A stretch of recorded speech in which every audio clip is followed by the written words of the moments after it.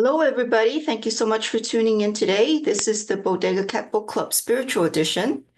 And today we're continuing our reading of Flow by Mihaly C. I call him Mr. C, so I don't know how to pronounce that last name.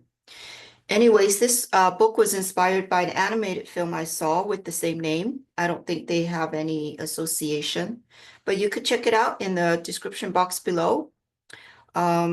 I believe it just won the Academy Award for animated film. So congratulations. And today we're going to be continuing chapter 3. And this is part 3. And as you can see, I have some certain words or phrases that are highlighted. That means that there is a footnote in the back of the book, and we will be reading that as well after we read the paragraph. All right, so let's get to it. The loss of self-consciousness. We have seen earlier that when an activity is thoroughly engrossing, there is not enough attention left over to allow a person to consider either the past or the future, or any other temporarily irrelevant stimuli. One item that disappears from awareness deserves special mention, because in normal life, we spend so much time thinking about it, our own self. Here is a climber describing this aspect of the experience. It's a Zen feeling, like meditation or concentration. One thing you're after is the one-pointedness of mind. You can get your ego mixed up with climbing in all sorts of ways, and it isn't necessarily enlightening. But when things become automatic, it's like an egoless thing, in a way. Somehow the right thing is done without you ever thinking about it or doing anything at all. It just happens, and yet you're more concentrated. Or, in the words of a famous long-distance ocean cruiser, so one forgets oneself. One forgets everything, seeing only the play of the boat with the sea, the play of the sea around the boat, leaving aside everything not essential to that game. And let's read the... Okay, let's see here. Okay, here we go. The phrase, it's a Zen feeling, is from IBIT, page 87. And then this sentence that says, so one forgets oneself, is from Moitessier. I hope I pronounced that right. Sorry if I butchered it. It sounds like French. 1971, page 52, cited in Macbeth. 1988, page 22. I understand something. The phrase, I understand something, is from Sato. 1988, page 113. I don't think we read that yet, but we will be. Yep, we will be. In the next paragraph.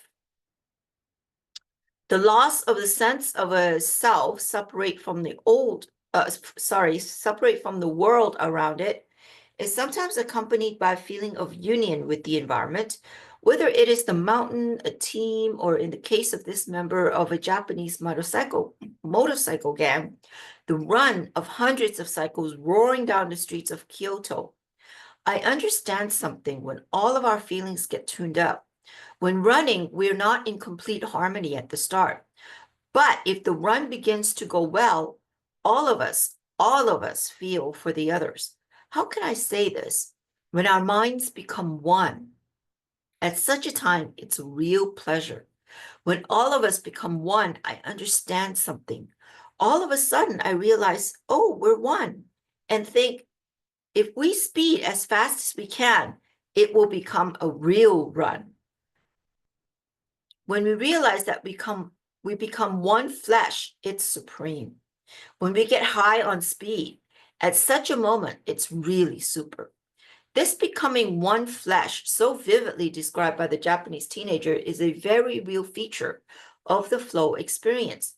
Persons report feeling it as concretely as they feel relief from hunger or from pain. It is a greatly rewarding experience, but as we shall see later on, one that presents its own dangers. Preoccupation with the self consumes psychic energy because in everyday life we often feel threatened.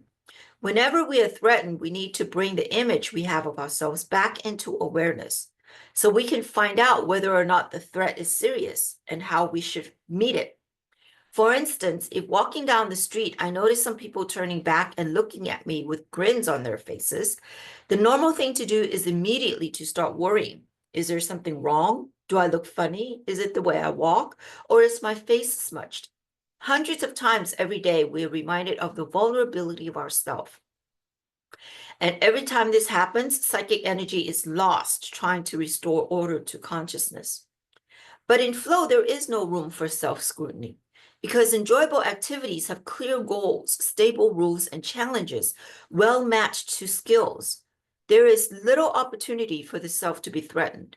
When a climber is making a difficult ascent, he is totally taken up in the mountaineering role. He is 100% a climber, or he would not survive. There is no way for anything or anybody to bring into question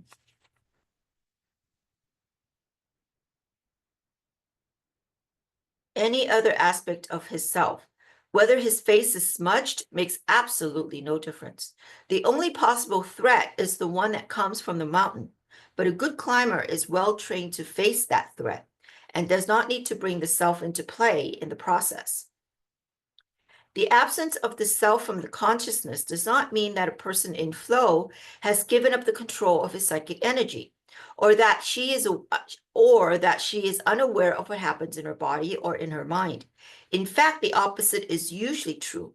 When people first learn about the flow experience, they sometimes assume that lack of consciousness, or lack of self-consciousness has some. Oh, excuse me. Getting a lot of burpees this morning. Let's try that again. When people first learn about the flow experience, they sometimes assume that lack of self-consciousness has something to do with a passive obliteration of the self, a going with the flow, Southern California style. But in fact, the optimal experience involves a very active role for the self.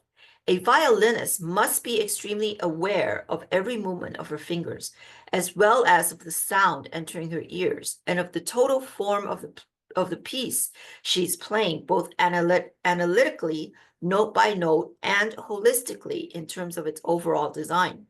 A good runner is usually aware of every relevant muscle in his body, of the rhythm of his breathing, as well as of the performance of his competitors within the overall strategy of the race. A chess player could not enjoy the game if he were unable to retrieve from his memory at will previous positions, past combinations. So loss of self-consciousness does not involve a loss of self, and certainly not a loss of consciousness, but rather only a loss of consciousness of this self. What slips below the threshold of awareness is the concept of self, the information we use to represent to ourselves who we are. And being able to forget temporarily who we are seems to be very enjoyable. When not preoccupied with ourselves, we actually have a chance to expand the concept of who we are. Loss of self-consciousness can lead to self-transcendence, to a feeling that the boundaries of our being have been pushed forward. And there's a footnote about that. For this sense of self-transcendence, while involved in rock climbing, C. Robinson, 1969. While involved in chess, C. Steiner, 1974.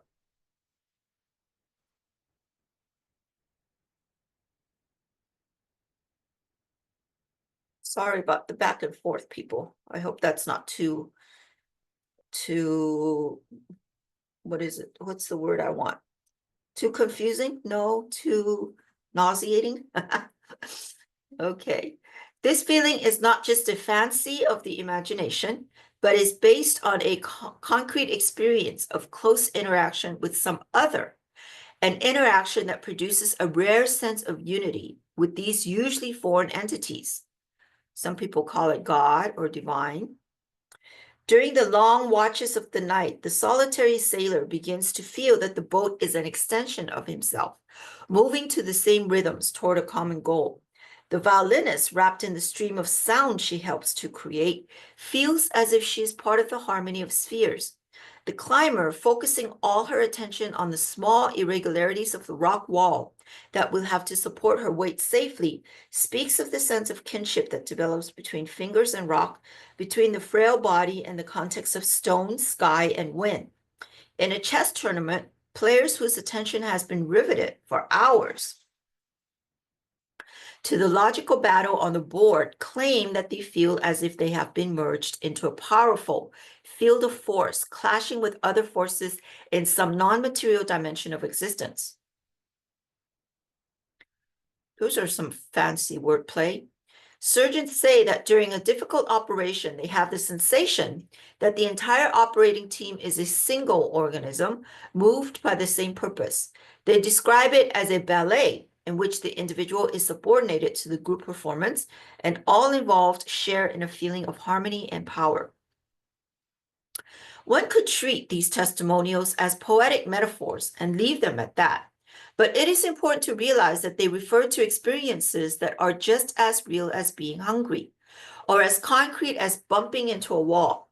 There is nothing mysterious or mystical about them. When a person invests all her psychic energy into an interaction, whether it is with another person, a boat, a mountain, or a piece of music, she, in effect, becomes part of a system of action greater than what the individual self had been before. This system takes its form from the rules of the activity. Its energy comes from the person's attention. But it is a real system, subjectively as real as being part of a family, a corporation, or a team. And the self that is part of it expands its boundaries and becomes more complex than what it had been. Interesting analysis, isn't it? They talk about the concept of oneness. I think you could apply that to that. We're all one, right? In a very, I guess you could say psychic or energetic sense, yeah. This growth of the self occurs only if the interaction is an enjoyable one. That is, if it offers non-trivial opportunities for action and requires a constant perfection of skills. It is also possible to lose oneself in systems of action that demand nothing but faith and allegiance. Fundamentalist religions, mass movements, and extremist political parties also offer opportunities for self-transcendence that millions are eager to accept. Yeah, a lot of them accept blindly, unfortunately. They also provide a welcome extension of the boundaries of the self, a feeling that one is involved in something great and powerful. The true believer also becomes part of the system in concrete terms because his psychic energy will be focused and shaped by the goals and rules of his belief. But the true believer is not really interacting with the belief system. He usually lets his psychic energy be absorbed by it. From this submission, nothing new can come. Consciousness may attain a welcome order, but it will be an order imposed rather than achieved. At best, the self of the true believer resembles a crystal, strong and beautifully symmetrical, but very slow to grow. And let's see the footnote about that. The danger of losing self as a result of transcendent experience has been extensively written about. One of the earliest treatments of this possibility is by Le Bon, 1895-1960, whose work influenced that of McDougall, 1920, and Freud, 1921. Some recent studies dealing with the relationship of self-awareness and behavior are by Diner, 1979, Wicklund, 1979, and Shire and Carver, 1980. In terms of our model of complexity and de-individuated person who loses his or herself in a group is integrated, but not differentiated. Such a person yields the control of consciousness to the group and may easily engage in dangerous behavior. To benefit from transcendence, one must also have a strongly differentiated or individuated self. Describing the dialectical relationship between the I, or the active part of the self, and the me, or the reflected self-concept. This was the very influential contribution of George Herbert Mead, 1934, 1970.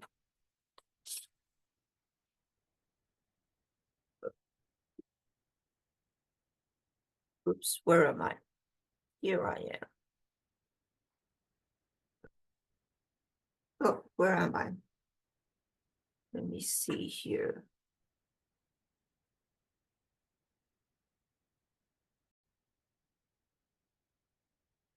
There is one very important and at first apparently paradoxical relationship between losing the sense of self in a flow experience and having it emerge stronger afterward. It almost seems that occasionally giving up self-consciousness is necessary for building a strong self-concept. Why this should be so is fairly clear. In flow, a person is challenged to do her best and must constantly improve her skills. At the time, she doesn't have the opportunity to reflect on what this means in terms of the self. If she did allow herself to become self-conscious, the experience could not have been very deep. But afterward, when the activity is over and self-consciousness has a chance to resume, the self that the person reflects upon is not the same self that existed before the flow experience. It is now enriched by new skills and fresh achievements. The transformation of time. One of the most common descriptions of optimal experience is that time no longer seems to pass the way it ordinarily does. The objective external duration we measure with reference to outside events like night and day, or the orderly progression of clocks is rendered irrelevant by the rhythms dictated by the activity. Often, hours seem to pass by in minutes. In general, most people report that time seems to pass much faster. But occasionally, the reverse occurs. Ballet dancers describe how a difficult turn that takes less than a second in real time stretches out for what seems like minutes. Two things happen. One is that it seems to pass really fast in one sense. After it's passed, it seems to have passed really fast. I see that it's 1 in the morning and I say, aha, just a few minutes ago, it was 8. But then while I was dancing, it seems like it's been much longer than maybe it really was.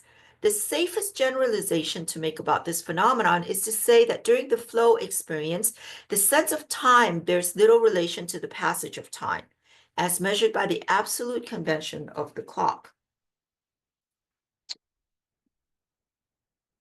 Okay, and the quote about two things happen is from Mr. C, 1975, page 116.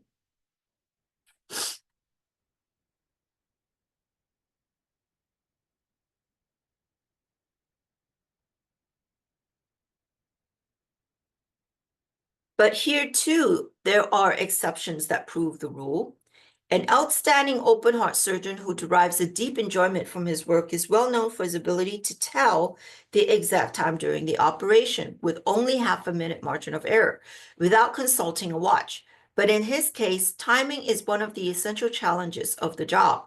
Since he is called only to do a very small but extremely difficult part of the operation, he is usually involved in several operations simultaneously and has to walk from one case to the next, making sure that he is not holding up his colleagues responsible for the preliminary phases. A similar skill is often found among practitioners of other activities where time is of the essence. For instance, runners and racers. In order to pace themselves precisely in a competition, they have to be very sensitive to the passage of seconds and minutes. In such cases, the ability to keep track of time becomes one of the skills necessary to do well in the activity, and thus it contributes to, rather than detracts from, the enjoyment of the experience. But most flow activities do not depend on clock time, like baseball. They have their own pace, their own sequences of events, marking transitions from one state to another without regard to equal intervals of duration. It is not clear whether this dimension of flow is just an epiphenomenon, a byproduct of the intense concentration required for the activity at hand, or whether it is something that contributes in its own right to the positive quality of the experience. Although it seems likely that losing track of the clock is not one of the major elements of enjoyment, freedom from the tyranny of time does add to the exhilaration we feel during a state of complete involvement. The autotelic experience. The key element of an optimal experience is that it is an end in itself. Even if initially undertaken for other reasons, the activity that consumes us becomes intrinsically rewarding. Surgeons speak of their work. It is so enjoyable that I would do it even if I didn't have to. Sailors say, I am spending a lot of money and time on this boat, but it is worth it. Nothing quite compares with the feeling I get when I'm out sailing. The term autotelic derives from two Greek words, auto meaning self and telos meaning goal. It refers to a self-contained activity. Interesting how auto means self. There's a lot of words we have today that derives from auto. Automobile, automatic comes to mind. Interesting, eh? It refers to a self-contained activity, one that is done not with the expectation of some future benefit, but simply because of doing itself is the reward. Playing the stock market in order to make money is not an autotelic experience, but playing it in order to prove one's skill at foretelling future trends is, even though the outcome in terms of dollars and cents is exactly the same. Teaching children in order to turn them into good citizens is not autotelic, whereas teaching them because one enjoys interacting with children is. What transpires in the two situations is ostensibly identical. What differs is that when the experience is autotelic, the person is paying attention to the activity for its own sake. When it is not, the attention is focused on its consequences. All right, there are two footnotes.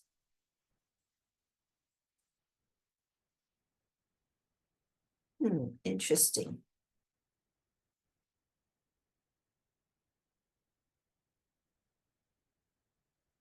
Okay.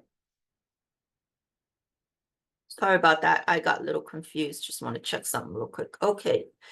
Let's read about the autotelic stuff. The essential connection between something like happiness, enjoyment, and even virtue on the one hand, and intrinsic or autotelic rewards on the other has been generally recognized by thinkers in a variety of cultural traditions.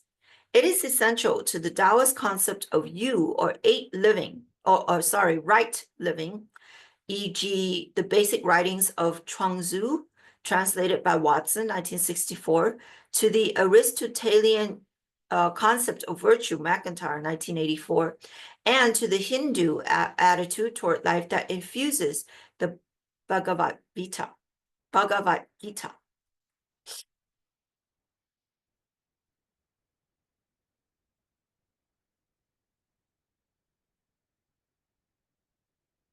Most things we do are neither purely autotelic nor purely exotelic, as we shall call activities done for external reasons only, but are a combination of the two. Surgeons usually enter into their long period of training because of exotelic expectations to help people to make money, to achieve prestige. If they are lucky, after a while, they begin to enjoy their work, and then surgery becomes, to a large extent, also autotelic.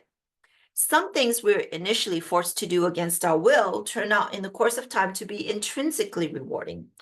A friend of mine with whom I worked in an office many years ago had a great gift. Whenever the work got to be particularly boring, he would look up with a glazed look in his half-closed eyes, and he would start to hum a piece of music, a Bach chorale, a Mozart concerto, a Beethoven symphony. But humming is a pitifully inadequate description of what he did. He reproduced the entire piece, imitating with his voice the principal instruments involved in a particular passage. How he wailed like a violin, how he crooned like a bassoon, how he blared like a Baroque trumpet. We in the office listened entranced and resumed work refreshed. What is curious is the way my friend had developed this gift. Since the age of 3, he had been taken by his father to concerts of classical. He had been taken by his father to concerts of classical music. He remembers having been unspeakably bored and occasionally falling asleep in the chair or in the seat to be awakened by a sharp slap. He grew to hate concerts, classical music, and presumably his father. But year after year, he was forced to repeat this painful experience. Then one evening, when he was about 7 years old, during the overture to a Mozart opera, he had what he described as an ecstatic insight. He suddenly discerned the melodic structure of the piece and had an overwhelming sense of a new world opening up before him. It was the 3 years of painful listening that had prepared him for this epiphany, years during which his musical skills had developed, however unconsciously, and made it possible for him to understand the challenge Mozart had built into the music. Of course, he was lucky. Many children never reach the point of recognizing the possibilities of the activity into which they are forced and end up disliking it forever. How many children have come to hate classical music because their parents forced them to practice an instrument? Often children and adults need external incentives to take the first steps in an activity that requires a difficult restructuring of attention. Most enjoyable activities are not natural. They demand an effort that initially one is reluctant to take or to make. But once the interaction starts to provide feedback to the person's skills, it usually begins to be intrinsically rewarding. An autotelic experience is very different from the feelings we typically have in the course of life. So much of what we ordinarily do has no value in itself, and we do it only because we have to do it or because we expect some future benefit from it. Many people feel that the time they spend at work is essentially wasted. They are alienated from it, and the psychic energy invested in the job does nothing to strengthen their self. For quite a few people, free time is also wasted. Leisure provides a relaxing respite from work, but it generally consists of passively absorbing information without using any skills or exploring new opportunities for action. As a result, life passes in a sequence of boring and anxious experiences over which a person has little control. Okay, there is a footnote, a long footnote. Okay, let's read that. The generalizations about people being dissatisfied with work and with leisure time are based on our studies with the experience sampling method, e.g. Mr. C and Graf, 1979-1980, Graf, Mr. C and Giannino, 1983, Mr. C and Lefebvre, sorry, butchered it, 1987, 1989, and Lefebvre, 1988. The conclusions are based on the momentary responses adult workers wrote down whenever they were paged at random times on their jobs. Excuse me. When workers respond to large-scale surveys, however, they often tend to give much more favorable global responses. A compilation of 15 studies of job satisfaction carried out between 1972 and 1978 concluded that 3% of US workers are very dissatisfied with their jobs. 9% are somewhat dissatisfied, 36% are somewhat satisfied, and 52% are very satisfied. Argyle, 1987, page 31 to 63.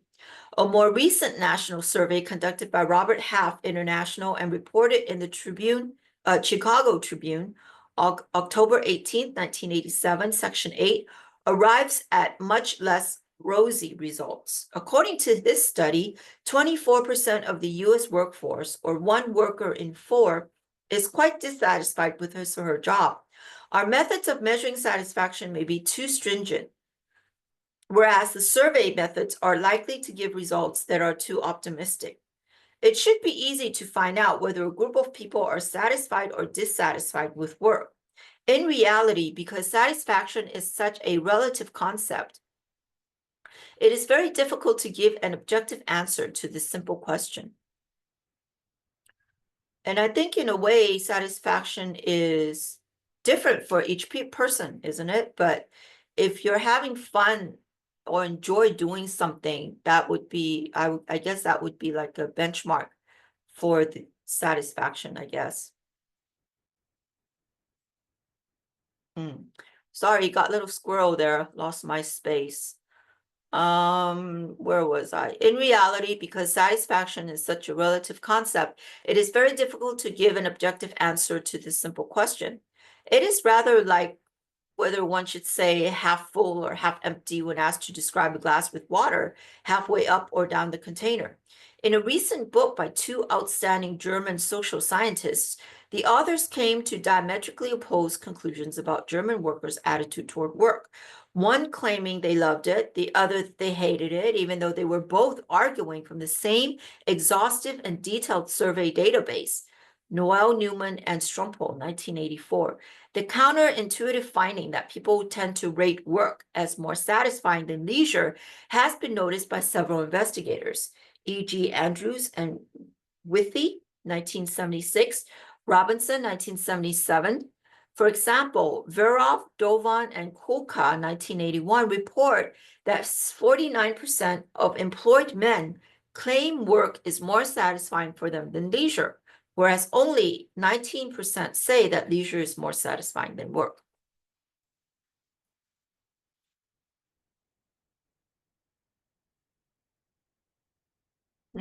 Okay, let's see, where was I?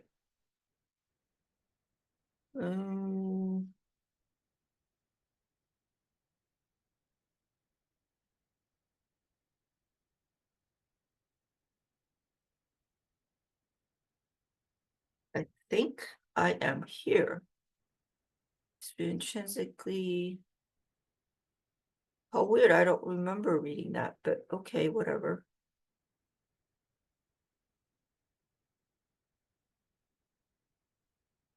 I'm a little lost. That's why I'm kind of trying to figure out where I am. Okay, I think I read that out of experience. No, maybe not.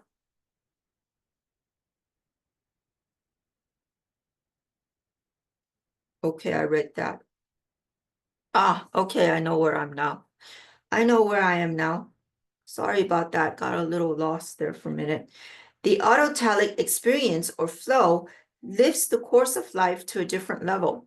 Alienation gives way to involvement. Enjoyment replaces boredom. Helplessness turns into a feeling of control. And psychic energy works to reinforce the sense of self instead of being lost in the service of external goals. When experience is intrinsically rewarding, life is justified in the present, instead of being held hostage to a hypothetical future gain. But as we have already seen in the section dealing with the sense of control, one must be aware of the potentially addictive power of flow. We should reconcile ourselves to the fact that nothing in the world is entirely positive. Every power can be misused. Love may lead to cruelty. Science can create destruction. Technology, unchecked, produces pollution. Optimal experience is a form of energy, and energy can be used either to help or to destroy. Fire warms or burns. Atomic energy can generate electricity, or it can obliterate the world. Energy is power, but power is only a means. The goals to which it is applied can make life either richer or more painful. Okay, let's see about the addictive power. The dangers of addiction to flow have been dealt with in more detail by Mr. C, 1985b.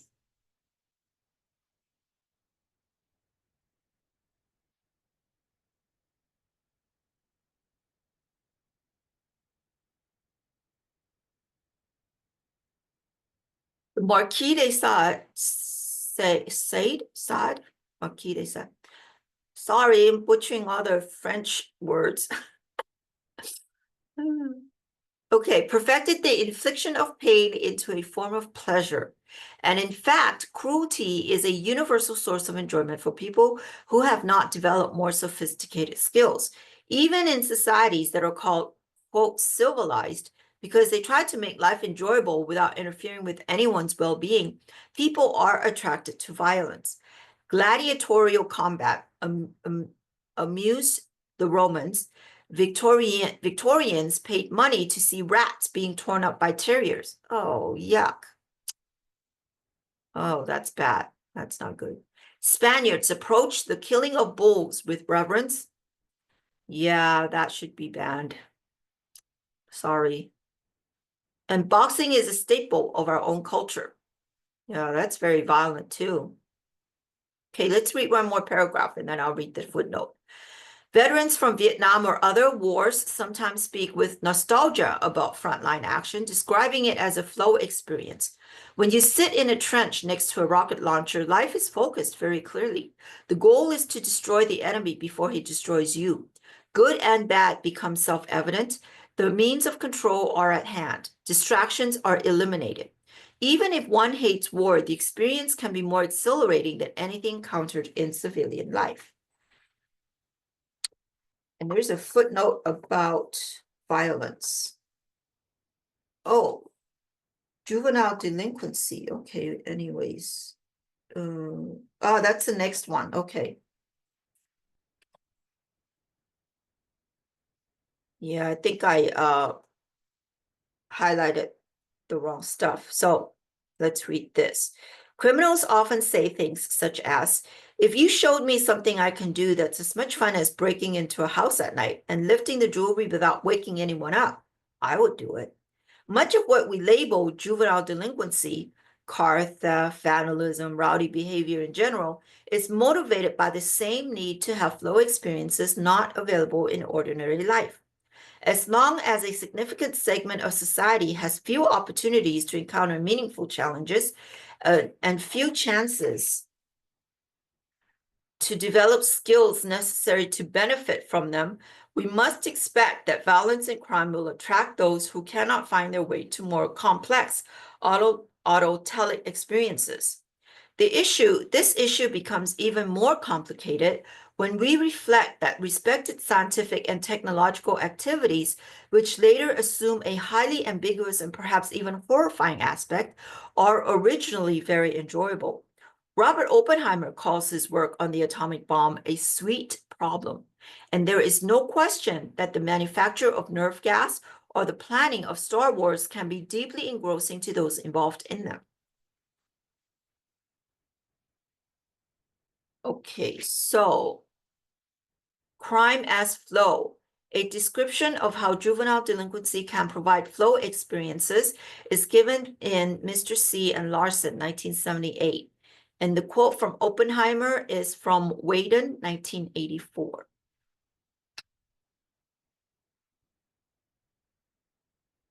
The flow experience, like everything else, is not, quote, good in an absolute sense. It is good only in that it has the potential to make life more rich, intense, and meaningful. It is good because it increases the strength and complexity of the self.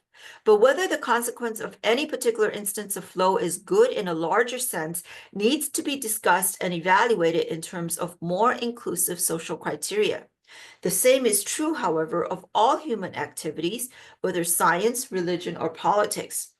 A particular religious belief may benefit a person or a group, but repress many others.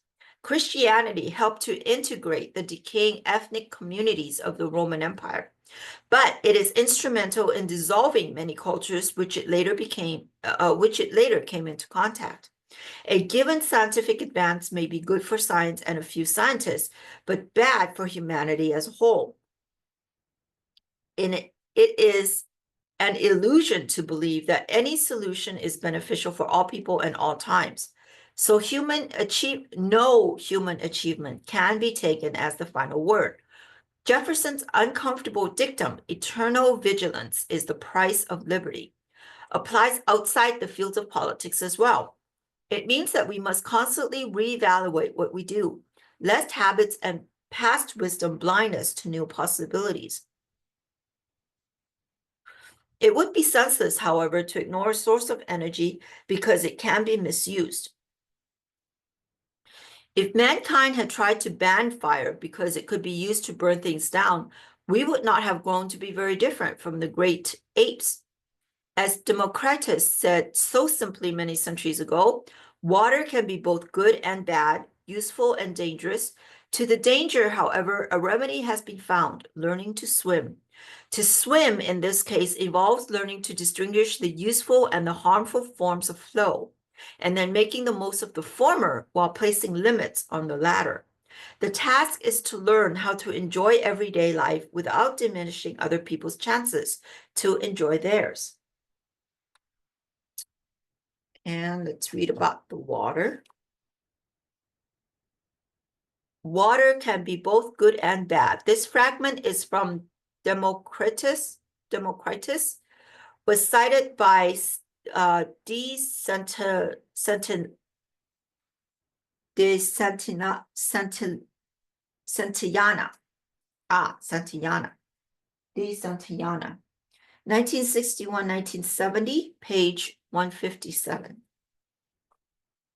It's about discernment, isn't it? Just like the knife, a knife can use to cook, and a knife can use to kill. It's a person that uses it. Anyways, that's the end of chapter 3. I hope you enjoyed that. We will continue our reading next week. And in the meantime, I hope you guys all have a great day. All right, bye-bye now.